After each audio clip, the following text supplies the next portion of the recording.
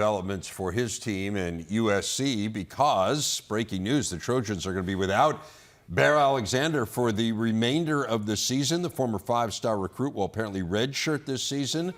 It's according to Tony Jones, the man who Alexander calls his father. He was apparently unhappy with his role in the Trojans' D. He's played in their 3 games, so he can redshirt, could actually technically play 1 more game, as it turns out. Has 4 tackles on the year. Alexander started his career at Georgia. You see the reports there from social media as to Bear Alexander's decision. And so the Trojans will move on without him. They'll host Wisconsin, a team with a new quarterback, trying to bounce back from that loss against Alabama. So you've got 2 teams, I think, coming off performances that they kind of like to have back. Yeah. It's going to be interesting to see how each one of them responds. It will be, and let's look at USC first, right? We had talked about what they've been able to do on the defensive side of football and really control games and be able to be creative defensively to create pressure on quarterbacks.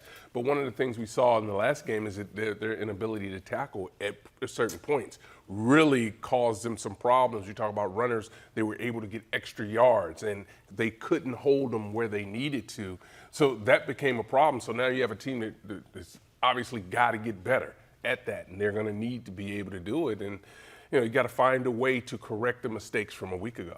Defensively, that felt like the USC team that, in anticipation of them joining the league, I had watched over the last couple of years periodically to just try to get a sense, okay, what are we getting here? They were not a good tackling team for the last couple of years. They had been a really good tackling team this year, and part of it is the backs they were trying to bring down. I mean, Mullings and Edwards are really good. From Wisconsin's point of view, now you have Braden Locke at quarterback. Feel terrible for Tyler Van Dyke.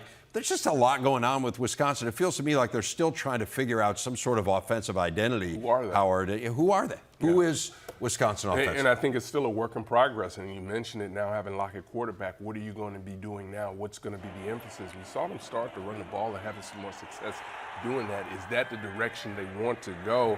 You think about what the conversations were coming into the season, and the conversations were we need to be more creative offensively, whether that's the run game, whether that's in the pass game.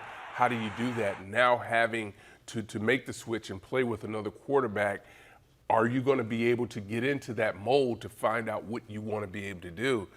But this is where, things become challenges. And then, the other side of the football defensively, I really like the progression they're making there. But this is a USC team that's stung by what happened last week. So they have to really find a way to get going as well. And Mike Tressel said he still doesn't feel like they totally have their identity on defense. He's still trying to fit the pieces that they inherited at Wisconsin to the schemes that he wants to run. So they're still figuring it out. Figuring it out. Year 2 under Luke Fickell. The dramatic conclusion.